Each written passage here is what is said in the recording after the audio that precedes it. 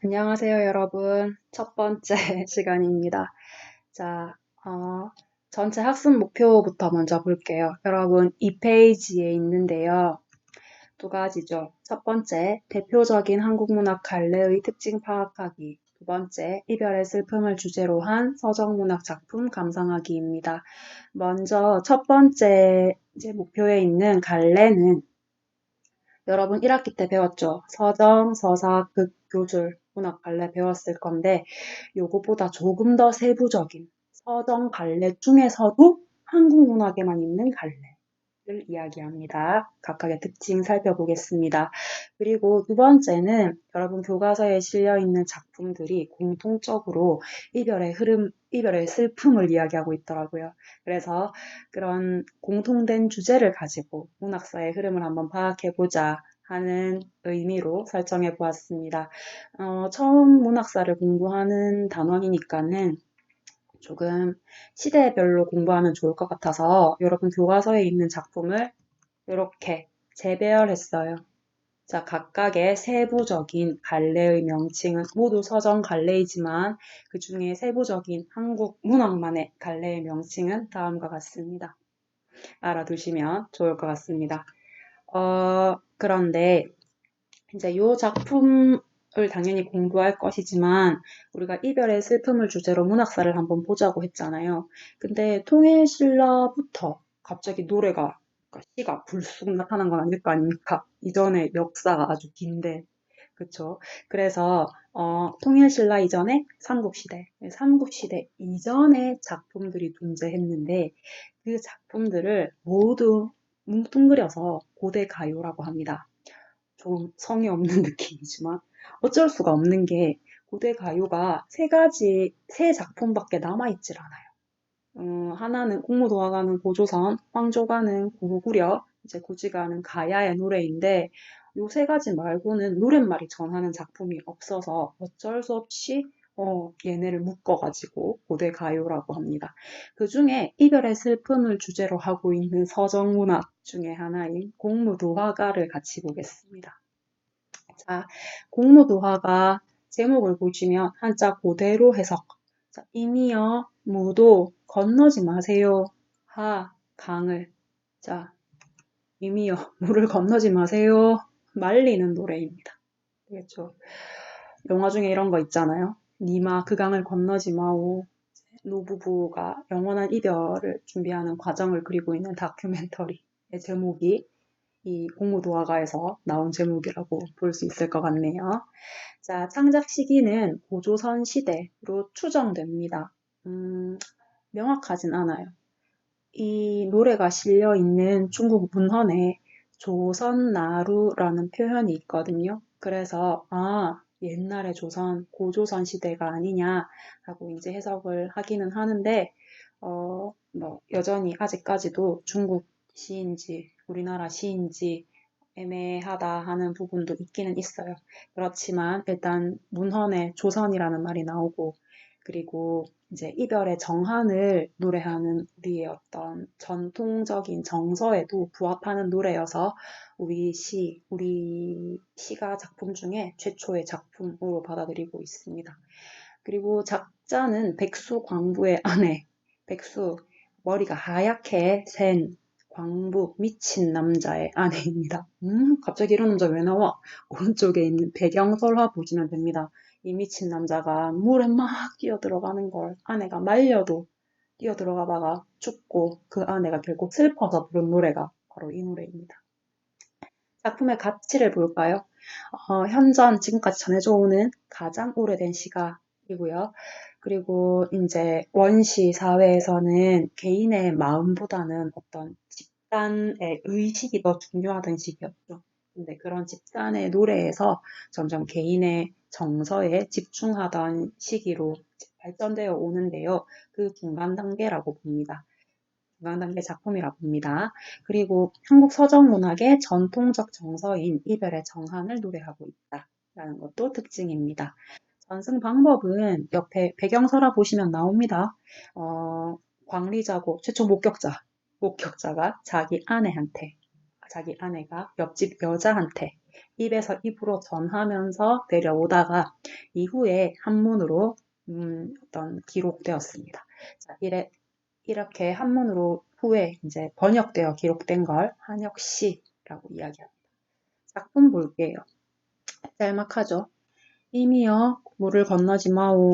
화자가 이제 그 자기 남편을 만류합니다. 네, 임은 그의 기어이 물을 건너시네. 내 말도 안 듣고 건너시다가 우리가 이별을 하네. 물에 휩쓸려 돌아가시니 아이고 이미 돌아가셨네. 자, 사별이네요. 가시님을 의할고 하는 시입니다. 그러면 여기에서의 물은 어떤 의미를 가지고 있겠습니까? 이별과 죽음의 공간이죠. 그리고 화자와 화자의 남편, 즉 임의 사이를 갈라놓는 장애물이기도 하겠네요. 가시님을 어이할고 이미 죽은 사람은 어떻게 할 수가 없다라는 체념적인 태도를 지니고 있습니다. 그리고 가시님을 어떻게 할 수 없다는 걸 알면서도 어찌할까 하는 의문형 표현을 사용하고 있죠. 서리법. 답은 이미 정해져 있으나 궁금하지도 않아. 그러나 의문형으로 표현하는 방법이 사용이 되고 있습니다. 이렇게 아주 오래 전부터 이별의 슬픔을 노래해왔다. 우리의 조상들은. 자, 후대에 이별의 슬픔을 노래하고 있는 작품, 이제 중요한 작품을 순서대로 보면 향가 작품이 있습니다. 308쪽 교과서에 있는 제망매가 볼 건데 제망매가가 향가에 속하거든요. 먼저 향가의 특징을 살펴보고 작품을 자세하게 볼게요. 향가란 이렇게 통일신라 시대부터 고려 때까지 지어졌습니다. 그리고 한시, 중국에서 들어온 한문시와 구별된다는 의미로 고향 향자를 사용하고 있어서 자, 우리말로 된 노래를 가리키는 어떤 우리말로 된 노래들을 묶어서 지칭하는 이제 명칭을 향가라고 한다 봅니다. 그리고 여기 향찰로 표기된 기록문학이다라는 말이 있죠.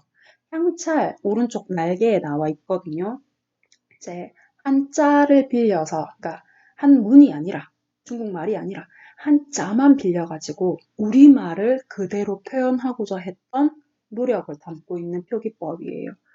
마치 여러분이 여러분 이름을 쓸 때에 알파벳을 빌려와서 이제 영어로 표기하는 것처럼 되겠습니까?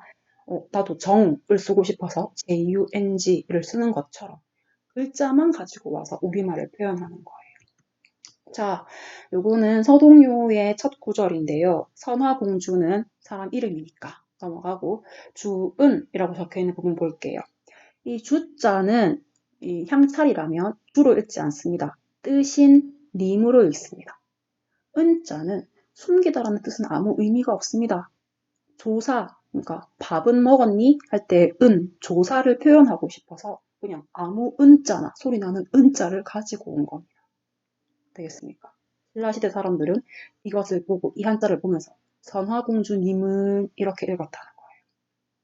그래서 한자 글자만 가지고 와서 우리말을 그대로 표현하고자 했다. 자, 한자를 빌려서 빌릴 차자입니다. 빌려서 표기하려고 했던 것 향찰이라고 합니다. 자, 그 다음에 두 번째 현존하는 신라 향가가 기록된 문헌 삼국유사입니다.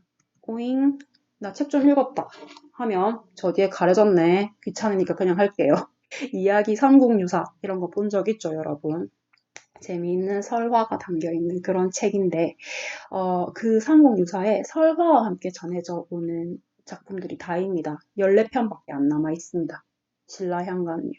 좀 아쉽죠. 원래는 훨씬 많았던 것 같은데 지금 남아있는 것 그것밖에 없습니다. 그리고 이 향가는요, 이제 최초의 정형시, 우리 문학사에서 최초의 정형시거든요. 그래서 형식에 따라서 줄이 몇 개이냐에 따라서 4구체, 8구체, 10구체 향가로 나눌 수 있습니다. 308쪽에 있는 제망매가 세어보시면 10줄입니다. 몇 구체? 10구체 향가입니다. 이 4구체 향가는 좀 쉽고 민요와 비슷해요. 그런데 19체 향과는 굉장히 어려워서 아무나 지을 수도 없었어요. 제망매가를 지은 사람도 월명사라는 스님인데요. 이 스님이 화랑의 스승이었거든요. 근데 얼마나 대단했냐면 경덕왕 때 하늘에 해가 2개 뜬 날이 있었대. 경덕왕이 너무 걱정을 해서 이건 불길한 징조다. 그때 월명사가 딱 나타나가지고 도솔가라는 노래를 지어 불렀던 날 해가 하나 사라졌다 하는 설화가 전해져 내려오고 있는 엄청난 스님입니다. 천체를 움직이는 그런 스님이 쓴 아주 완성도 높은 작품이 바로 19체 향가 중에서도 이제 제망매가라는 작품입니다. 19체 향가는 이제 형식적 특징이 두 가지가 있어요. 첫 번째는 내용 전개에 따라서 3단 구성, 10줄을 세 부분으로 나눌 수 있다 해요. 마치 시조처럼 초장, 중장, 종장 나뉘는 것처럼 세 부분으로 나눌 수 있다. 여러분 책에는 기서결이라는 용어로 사용되기도 하는데 굳이 그 용어를 알아두실 필요는 없을 것 같습니다. 이 10줄을 나눌 때에는 4줄, 4줄, 2줄 이렇게 나누는 경우가 많거든요. 마지막 2줄을 결구 또는 낙구라고 해요. 대개 이런 말들로 시작합니다. 얘네는 뭐냐 하면 감탄사예요. 뭐 여자친구랑 헤어져서 너무 슬프다. 아, 정말 보고 싶다. 할 때 그 아예요. 그래서 지금까지 앞에 나왔던 어떤 슬픔, 그리움, 이런 감정들을 시상을 집약하면서 모아서 마무리하는 기능을 하는 것입니다. 이 두 가지 형식적 특징은 꼭 알아두세요. 다음 시간에 제망매가 할 때 적용하셔야 합니다. 자, 그러면 제망매가는 다음 수업 시간에 보겠지만 그 전에 미리 보기 잠깐 보고 오늘 마무리할게요. 그 전에 미션이 있다. 컨닝 방지용 미션입니다.